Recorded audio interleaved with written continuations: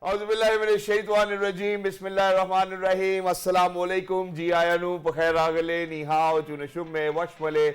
Ohai gozaimasu, guten Morgen, hola, boyo, privyet, kaifa hal? Hale shumachatore, ahlan wa sahlan, marhaba, buna, mucho, gracias, swabia, bhalli kare aaya, hosh galde nanaya sayo, khuyamora, adab. And thank you very much everybody for tuning into PTP World. You're certainly watching World this morning alongside my fantastic and well-learned co-host who happens to be Ms. Haja Sati. I happen to be Shahzad Hasan Khan, and we hope and pray that everybody out there is doing wonderfully well, and we cannot keep calm. Number one, because it happens to be Quaid-e-Azam Day today as well. Number two, Right. 1, 2, 3, Merry Christmas! So thank you very much everybody for tuning in. First things first, hello Haja, how are you and how do you feel today? Assalamu alaikum. Thank you so much for introducing me, and certainly today is the day of festivity because you mentioned that there are two occasions for Yes. that, right? So we will talk about the Christmas obviously, but first I think we should come on to the day which is the day of the founder Quaid-e-Azam Muhammad Ali Jinnah. He was born on 25th of December obviously, and when we talk about the Quaid-e-Azam or his life, obviously we cannot extricate the concept of Pakistan because it is so much ingrained into his personalities, his political struggles, his legal struggles and whatnot. And obviously he was the founder of Pakistan, and with a lot of struggles, especially it took us so much toll on his health, he created the concept called Pakistan. Exactly, which is why now today, ladies and gentlemen, every year around, we gather, we talk about Quaid-e-Azam Muhammad Ali Jinnah, we reflect upon his values, and we want people to learn, we want our future generations to learn from his life. But today what we have done is that we want to execute it very differently. So today what we wanted to do was that, that for all of those quotations we have from Quaid-e-Azam Muhammad Ali Jinnah, we would share them on screen with you, and then we would want our guests to reflect upon that. May it be for any political party, may it be for the youngsters of the country, may it be for the adults of the country, from people from all walks of life, because he has given us life lessons, ladies and gentlemen, and certainly from that gentleman who got us this sovereign land where we can practice whatever we want to do, whatever we wish to do, while staying very inclusive, while staying very democratic. And I think those are the values which need to be imparted even today and for every other day to come. It's like that ripple effect I talk about. You throw a pebble in the water and you see those waves coming back to you. That's what we want to create. And it's not just one day. We would certainly, this is our initiative, talk about it in the coming shows as well. But very quickly, before we actually move on to that, I think we really need to introduce our amazing, superb guest over here, always on top of his game, ladies and gentlemen. He happens to be a writer, a scholar, the most apt guest for today as well. Ladies and gentlemen, he is Mr. Sabauddin. Hello, sir. Assalamu alaikum. Assalamu alaikum, and Merry Christmas to the nation, those all who are celebrating it, and Happy Quaid Day to all of you. Happy Quaid Day, sir. Thank you very much for joining us. Wonderful to have you over here, and that too on this special occasion, on this special day. Pleasure is all mine. Jazakallah, sir. Once again, Jazakallah. And sir, to continue with this, I think we certainly want to talk about the quotations. We'll share them in a while too as well. What is your take when we speak about Quaid-e-Azam Muhammad Ali Jinnah? How have you seen him, that towering figure, people follow? May it be his fashion sense, may it be the way he was, may it be, his political struggles, may it be the way, he was one of the finest barristers of his time as well. So what's your take from his life? Thank you very much, and it's indeed a pleasure for me to be sitting here and talking about this great personality, our founding father. For all of us. And what we have been doing so far is that we have ourselves, found ourselves short of words to explain this when you say the towering personality. That's true. So it's always a challenge to how to describe such a big personality, such a great character, such a charismatic person that like Hazaron Saal Benuri, Nargis अपने बेनूरी पे रोती है, बड़ी मुश्किल से होता है चमन में दीदावर पैदा. So this दीदावर, people like him come in centuries, and I believe that he was God sent, and I firmly believe that his intervention in creation of Pakistan was a part of divine plan, divine intervention. When we talk about Quaid, when we talk about Quaid, if we just look at what others people say, particularly the book written by Jaswant Singh that attracts us, he was the finance minister of India, he was the defense minister of India, he was an ex-soldier. And the type of narrative that Indians promote against Quaid. But if we can refer to his book and see how Quaid is a personality, what a personality it is that attracts everyone to follow it. So just to share a few insights on his personality for our younger generations who are out there, what would you or what have you taken away from his personality? That's one thing I would certainly want to ask you. And also, before you answer this question, Shahzad, so let's just shed some light on his life, because if you see, he started his political career in Congress, right? Yes. And that was the time he felt that there should be a mounted resistance against the British rule here. But as he moved forward in his life, he saw that Congress is not actually working in the interest of the Muslim. And there was a time when he actually joined the Muslim League and the Congress, and he was also labeled as the ambassador of the Hindu-Muslim friendship by Mrs. Sarojini Naidu. Yeah. And then he actually shifted to the Muslim League because he said that they are the real representatives of the Muslims, and certainly he had to struggle a lot, and considering the fact that he never once went to the jail. Yeah. His struggle was entirely within the confines of legal fraternity, within the law, and within that, what do you call it, the structure, he crafted an entire nation out of it. Exactly. How do you see his entire struggle? And in addition to that, I think a lot of people might not even know that Quaid-e-Azam Muhammad Ali Jinnah even once withdrew himself from the Muslim League as well, and it was Allama Muhammad Iqbal who then Brought him went to back, him yeah. and then brought him back, that if it is there, if it has to be anyone, you know, that's you. Yeah. You know, please. I think there are three things, major things that attract me towards Quaid, and I think this is an example for our younger generation. The first and foremost thing is his devotion and dedication to the cause. True. He was diagnosed with lungs cancer. At that time, he was diagnosed as TB, tuberculosis. When Dr. Ilahi Baksh, his personal physician, he disclosed it to Quaid at Ziyarat residency that, you know, you are suffering with this tuberculosis and it is very serious. And Quaid said, I know this for the last 12 years. So Quaid was knowing that he's not going to live for long. True. And despite that, he put in all his best to achieve what we have today. True. So this selfless devotion, this struggle is an example for entire humanity to follow, I believe. Exactly, and sir, it definitely does get a little difficult, you know, for people who actually know that they're suffering from such a terminal illness. True. You know, it certainly gets difficult to, you know, kind of keep on struggling for your nation. I think that's what I'm going to say over here. But let's get started with what we wanted to do today as well. So we're going to share a quotation. Each one of us will have a different reflection on that. Yes. We'll start from you. Okay. So first up, Yes. let's see what quotation do we have from Quaid-e-Azam Muhammad Ali Jinnah, and how important it is for all of us. So think 100 times before you take a decision, but once that decision is taken, stand by as one man. Ji. Such a wonderful phrase, I should say.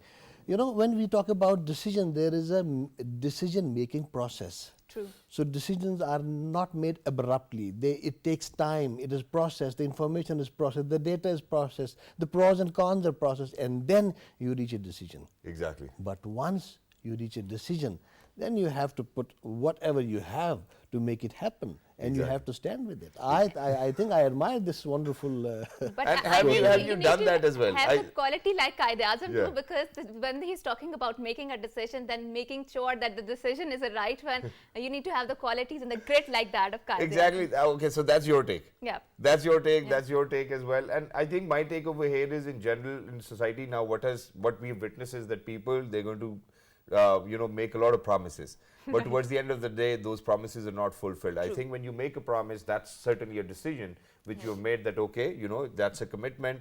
So I think it's more about commitment towards, you know, if I reflect upon this, you know, because a lot of miscommitments we have seen across my 35 years of life, alhamdulillah. So I think it's just that be the man of your words, and that certainly will give you that character and charisma Quaid-e-Azam Muhammad Ali Jinnah certainly had. Exactly, and I think it is about how you treat the influences that act on you, how you behave to the yes and the no's that you have to say. You have to spell out in decisions. Exactly, and that certainly actually happened to me yesterday as well. Okay. So, you know, so I was in a conversation with a higher official. They wanted me to do a certain program for them. Right. And they called me and I was like, sir, you know, I'm already committed these 4 days during the week, and I certainly cannot be available. I mean, it's unfortunate for me because I wanted to do it as well. So then the other gentleman spoke to me, okay, you know, how much money is it going to cost you, you know, or cost you?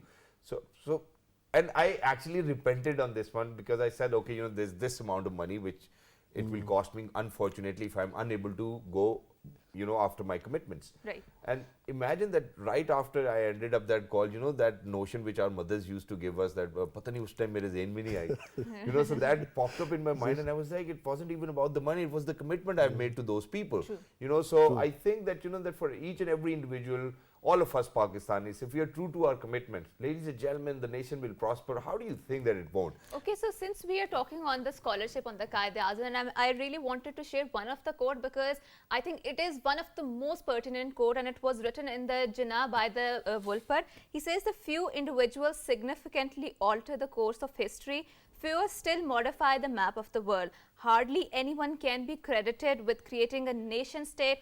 Jinnah did all of three. Wow. And I think this is the sort of the commitment, and this is the sort of the leadership level that we had when Pakistan was being created. So, sir, what is your take on that?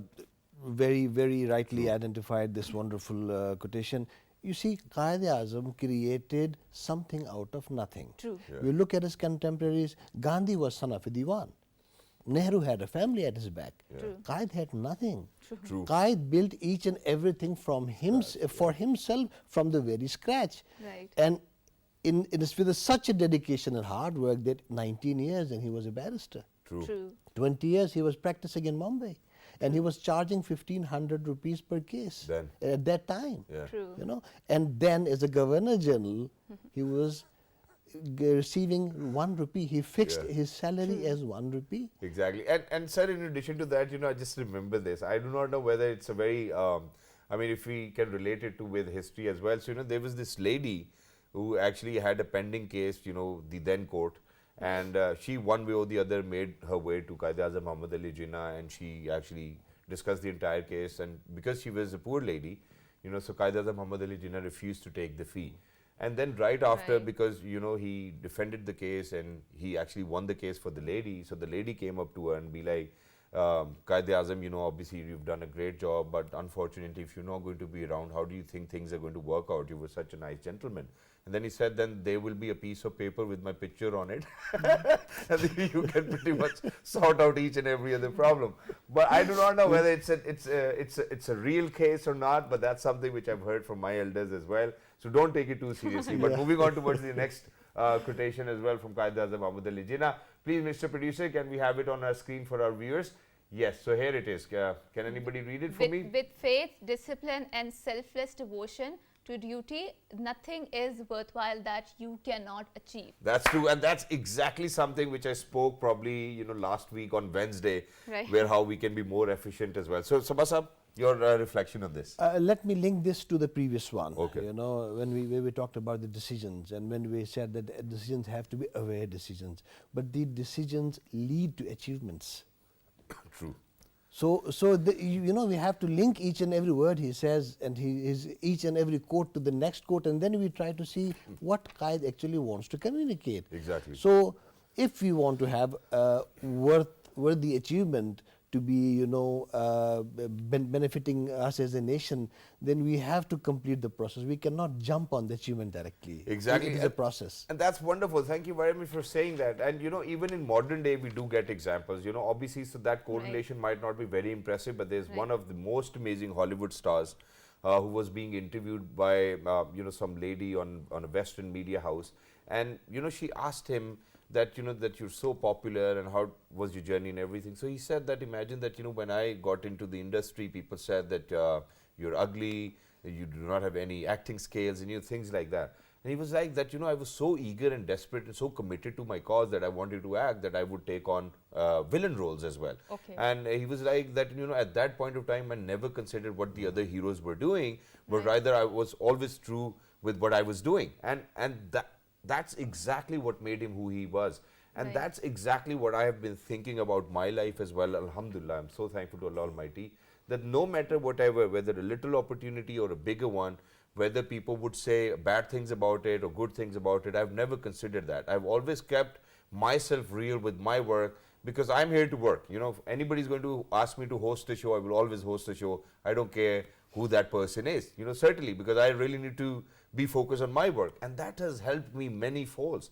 Now, alhamdulillah, I've come down to a day where I certainly do not have dates to give to other people. So, and That is because, number one, all the blessings from Allah Almighty, never to take it away from that. Be always very thankful, have a heart full of gratitude. And then number two, you being true to yourself. That's what the quotation said. Exactly, and I think the word faith here describes. The faith means that you are true to yourself, you are true to your ideals, you are true to what you are doing. Exactly. Like, let me steal your words, be real to what you want to have. And Yes, exactly, and understand, your role over here on this planet. I think that's very important. Because what let's have this discussion as well. So imagine I've seen people where everybody in this world now wants to be rich, want to have a bigger car, a bigger house, and everybody should dream of it as well. But then there are certain roles you fit in, and you need to understand that that's your role. You have to fulfill it, never get annoyed by it. Make sure that you do it in such a way that nobody else is able to fill in for those shoes, even after you're gone. I think that's what the concept is. And also let's shed some light on the Bhagat Singh case, because Quaid-e-Azam very aptly defended him. True. And he was also resisting the British colonial yoke, and we have seen that how much British were tyrant here in the subcontinent with the General Dyer controversies, where they mercilessly killed so many people out there. But Quaid-e-Azam, being true to his principle, being true to his legal profession, despite the fact that he was not a Muslim, he was a Sikh, but he was a subcontinent, a fellow person who was living here and who exhibit the same soil, and still we can see that case still reverberates here, right? So how do you comment on that case? Unfortunately, in India, Quaid has been always portrayed as a Hindu basher, as a Hindu hater, which was otherwise, like Jaswant Singh actually exposed what the actual facts are. True. The common thing between the people like Bhagat Singh and Quaid was they both were nationalists. True. And Quaid from the day one was a nationalist. True. Exactly. And this entire thing came up, the idea about Pakistan and idea about space for Muslims. Actually, it was not Pakistan. Quaid was even ready for a Pakistan within India. True. So he just Autonomous wanted region. space for the Muslims. Yes. Yes. But since it was denied, so it actually manifested into Pakistan, and Quaid evolved himself and his entire effort in a direction that today we have this Pakistan. Right. The actual common thing between Quaid and other nationalists was that Quaid was a practical nationalist. True. He believed in doing things practically. And when the Quaid was, this was, I think, very demoralizing factor. It could be for anybody. When he was booed out of the Congress. True. Exactly. Like at that time, all the press in India, they were, labeling it that now it's a failure, and, he's a failure, But then Quaid, took off with his struggle, and he was a true nationalist, and I believe that. And I think at this point of time, I certainly remember his speech where he said that you are free to go to your temples, mosques and churches, and you're free to practice your religion in Pakistan. So God forbid if you think otherwise, because we go out in 46 different countries, he was never a hater of anybody. Rather, he wanted that particular land which we live in, we call it Pakistan, that sovereign land where Muslims can easily practice. Because, we know about Modi. I think everybody knows about Modi, and how he has been a butcher, and all of those examples have been out there as well. So I think that's certainly what he foreseed. That's certainly what Muslims of the then subcontinent were going through, and which is why they wanted that extra piece of land. And also, Shahzad, matter of the fact is that there are a lot of Muslims who decided to stay back in India. True. And he was very apt and very prompt in saying that you have to abide by the law of your land. He never said that do not create anarchy there, right? Exactly. So I think this is a great, I would say, the call of the character. Yes, because I would like to add this, Right. something into this. Quaid, as a Muslim, he never disclosed his sect, his school of faith, his school of thought, till the very end. Only his burial, it gave some idea that he belonged to a particular sect. Really? So look at the strength of his character. He never wanted to be labeled. Exactly. He never wanted to look affiliated to a particular school of thought. Exactly. And he that's stood for exactly all. what I think. He stood for everyone. Yeah, that's exactly what I think, because most of the times, we do have these forms over here in our country where they ask you, and so there's never an option only Musliman. I think there should be one as well, because that's how I would want people to know me as well. But now moving on to the next quotation, sure, I think this is one of the best shows that we've done by far, and that too about Quaid-e-Azam Muhammad Ali Jinnah. We're enjoying it to the most, and it is for the people to take away something at least and then reflect upon it. So moving on towards the next quotation, let's see. All right, there are two powers in the world. One is the sword and the other is the pen. And unfortunately, I think that the power of the pen we have seen that diminishing in the recent years. I believe otherwise. Okay, go ahead. When we say that, let me complete this. When we say that pen is mightier than sword, I have actually seen this. Okay. In the battlefields now, you see the pen. True. You see the narratives written. Yeah, with Cold Wars yes, taking place. Yes, you see the propaganda machinery working. Yeah. This all is I pen. stand corrected, and by thought. the way. Yeah, I stand corrected. Yes. So I believe that pen is what it dictates the sword. True. True. It does. It writes the policy. Whatever the pen says, the sword does. Yes, it writes the policy. From policy flows your strategy, and True. from strategy flows your tactics. Exactly. And I think it is even more pertinent in 21st century because nowadays the battles are not fought in the battlefield, in a traditional battlefield. And I very gladly second sir that they are fought especially in the domain of media, in the narrative building and whatnot, and we have seen the recent manifestation of that. And I think Pakistan needs to develop its own narrative, its own strategy in order to voice itself. Exactly, and right at the back of it is this pen. Right. And once again, I stand corrected because there's this value which I've always been following, and that is that if you are at a place where you really need to use your hand on somebody, I think that you're very weak, and it's because of the fact that you could have resolved it with your tongue. Exactly. I think so. Obviously, tongue comes later. It's the pen, ladies and gentlemen, which we really need to talk about over here, and that's true. That's how it is.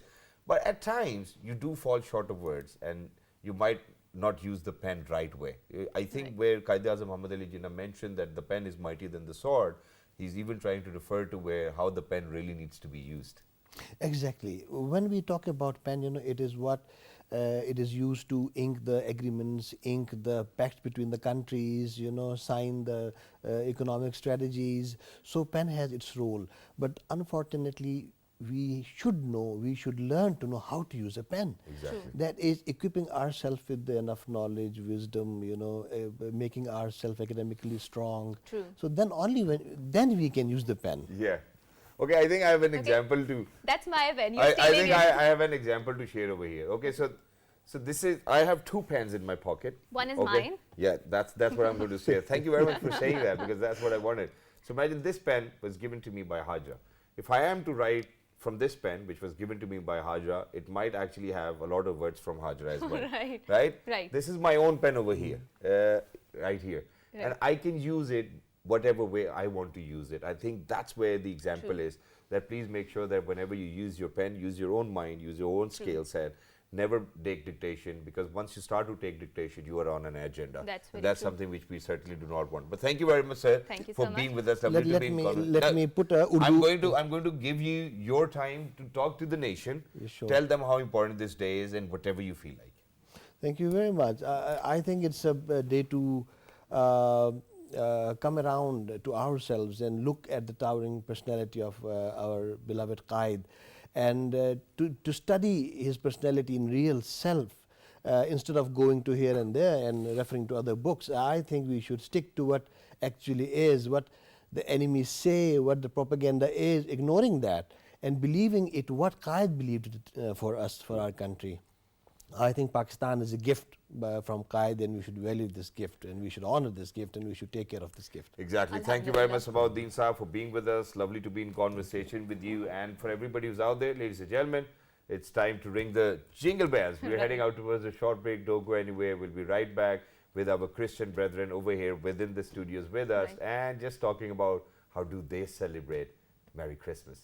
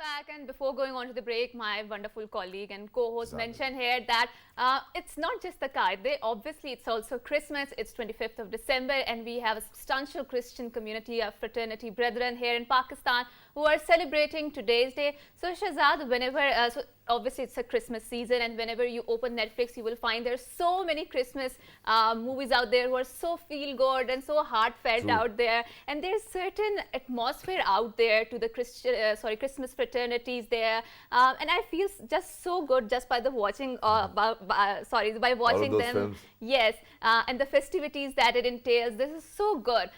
So I think we need to have a more broadsome conversation regarding here. So you Yeah, wanted and to in addition to that, I think it's Netflix who actually brings us that very aura as Vibe, well. yeah. You know, and that vibe. And with December, you would always know that rare and chocolates and everything. But there's this one childhood memory Okay. which I would want to share with everybody who's out there. And that is that Santa so imagine my grandfather's house was in Rawalpindi, Okay. and there was a larger population of our Christian brethren over there as well. So every time we used to go for Choti Eid, Right. so while my dada would give me Eid, Right. he would actually give to each and every child who was around us. You Right. know, does not really matter to us, alhamdulillah, because we are all Pakistanis. And that's the way the festivity was. And Right. every time on 25th of December, I would certainly want to go to my dada's place Right. in hopes that somebody might give me chocolates too. and So, and it did happen. Did you wait for the Santa Claus to? I didn't really wait for the Santa Claus because, when I grew up, I understood who the Santa Claus was, so Right. I was out of that fairy tale Right. for me. But, and on multiple occasions, I did get lucky. I was like, my dada gave you the money, man. Come on, you need to give me chocolates, so all of that. And it was always a bigger day for me, may it be Choti Eid, Badi Eid, or may it be, Merry Christmas. I think what we really need to speak about over here is how we have coexisted as a nation, even with religion differences, ladies and gentlemen. We've always been closer, we've been peace-loving, there's interfaith harmony, there are no issues when we speak about other religions. Even if Right. we are a Muslim majority, where, any other practicing religion population, ladies and gentlemen, have the same rights and they have the True. same accessibility as well. And to talk about this and Christmas and whether we have chocolates today in the studios, ladies and gentlemen, we're very lucky that we've been joined with somebody who happens to be the chairman, PFK Full of Grace Church, ladies and gentlemen. He happens to be the member of Interfaith Harmony Committee, Rawalpindi District. He is Mr. Jeremiah Parvez. Hello, Assalamu Alaikum, Merry Christmas. Wa alaikum assalam, and wish you a very, very Merry Christmas. Very happy Merry Christmas. So Jeremiah, tell us what does Christmas means for you? Well, first of all, thank you very much for having me on the show again and Thank you for celebrating coming. this Christmas Christian festival Right. with me. Christmas itself, the festival is, I think it's the most popular event across the globe. True. Exactly. And I think it's the best example of syncretism with the commercialization and the consumerization. And things have changed. And you were talking about Netflix. I would say Hallmark Yeah. has played a very Yeah, massive yeah. role Yeah, yeah. Right, right. in the festivity of Christmas. So being a Pakistani Christian, here living in Islamic Republic of Pakistan and celebrating Christmas, we start celebrating Christmas from the 1st of December. Okay. So Christmas Day on the 25th of December itself is not that happening. But from the 1st of December, we have different sorts of services in the church, Wonderful. which is Christmas carol singing. Then we have candlelight service. And on the Dinners. 24th of December, loads and loads of dinners. And then we have some special cuisines that are made on Christmas. For instance, Christmas cookies, the rich plum cakes. Right. Yeah. The last time we were here on 25th of December, you brought that plum cake as well. Yeah, sorry, I still forgot remember. this time. Yeah, but I still remember it was yeah. because his father was accompanying him as well. Yes, he exactly, was here yeah, and he yeah. pushed him to bring that cake as well. Yeah, It was yeah. tasty.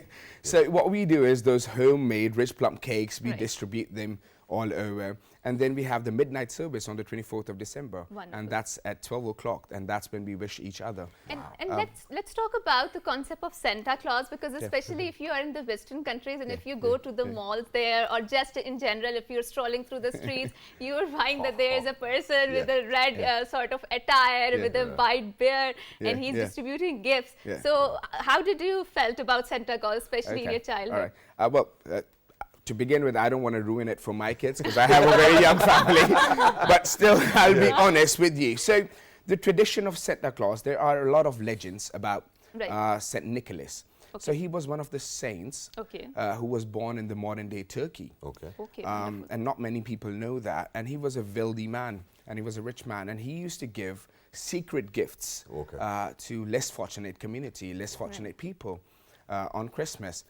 So that's where the tradition comes in, and that's and in early 16th century and later on in King George started celebrating it in the Great Britain, Right. and it got commercialized when we had in the Coca-Cola ad, if you remember, we had the rosy cheeked Santa Claus coming in. Yeah. So that's when everything, the religious thing got into the traditional and the cultural aspect, and it got more And it's wonderful, and you know that's one thing which I used to think as a boy, and that was that okay, you know, if we had deers who were flying, why did reindeers, we- yeah. why did we had a ski at the back? You know, True that. because everybody was flying anyways. You know, it could have been anything else rather than a ski. Yeah, reindeers, but yeah. obviously Wonderful that's the observation. that's the festivity. You Yeah, know, I yeah, think it's all about festivity, and whenever we talk about Christmas, I think Yeah. you know it's the happiness is likewise. It's similar. Exactly. So you know, while we were talking about it, I think at this point of time we really need to talk about how Alhamdulillah for the last more than 70 years, 75 years in fact,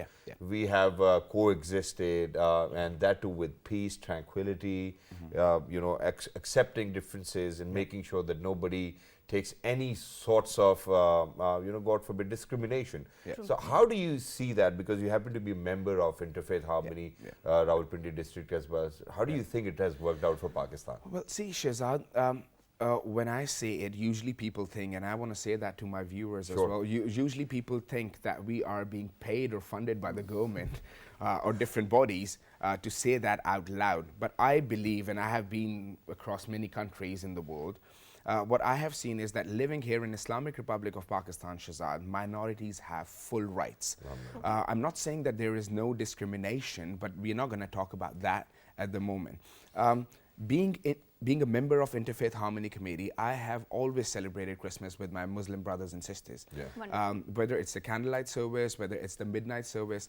Very recently, like 4 days back, we had a Christmas service where we had a Christmas choir with their gowns, and we had the Santa Claus.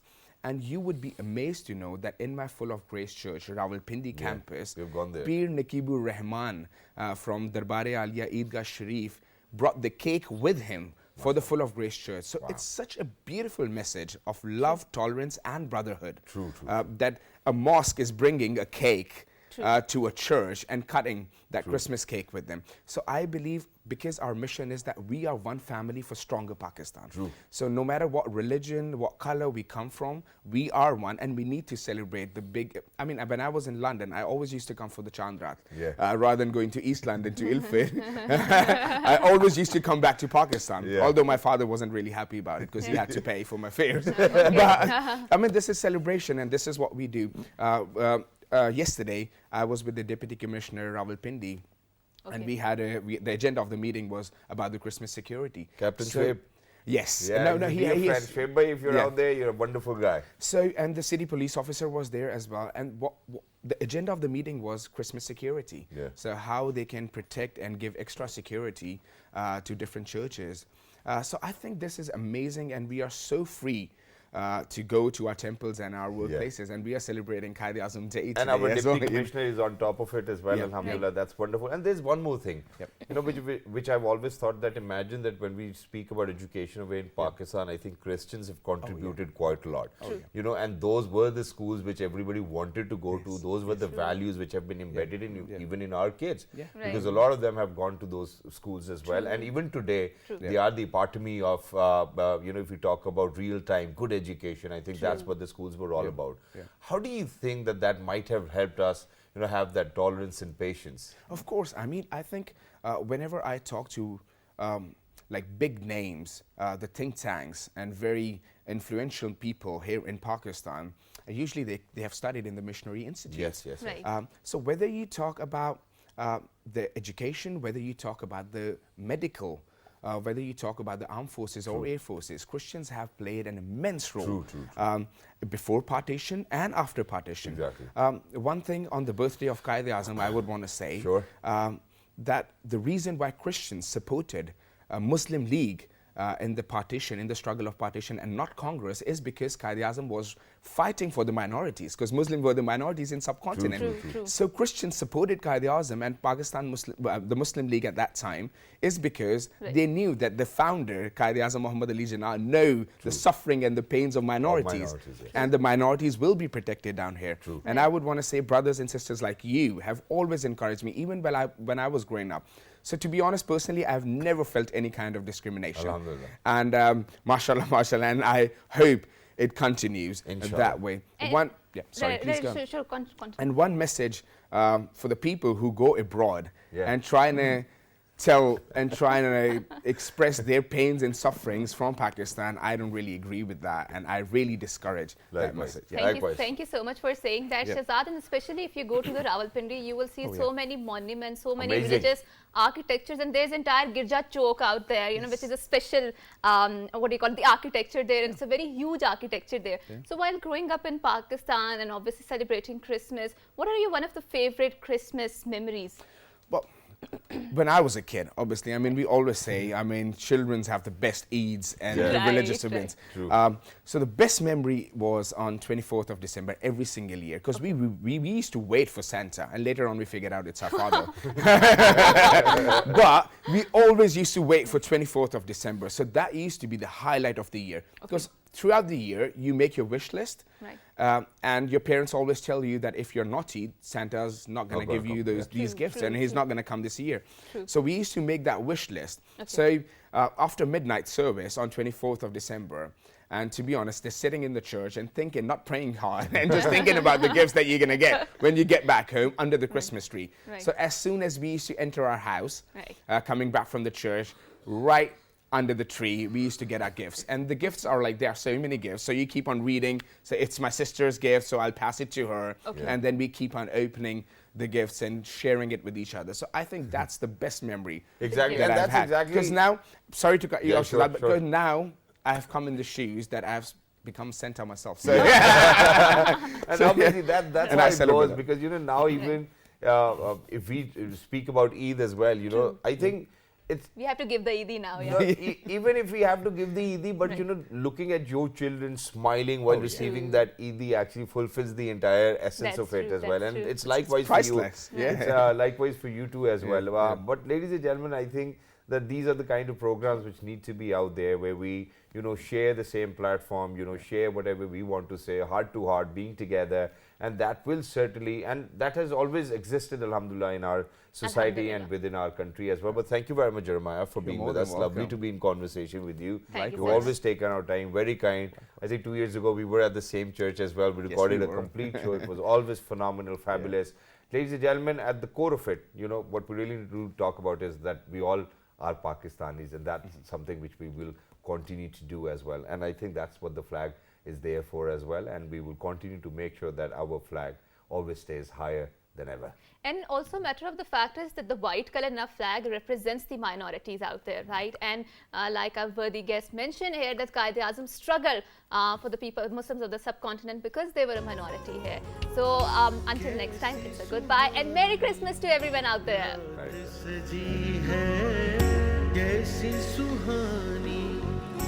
रात सजी है हर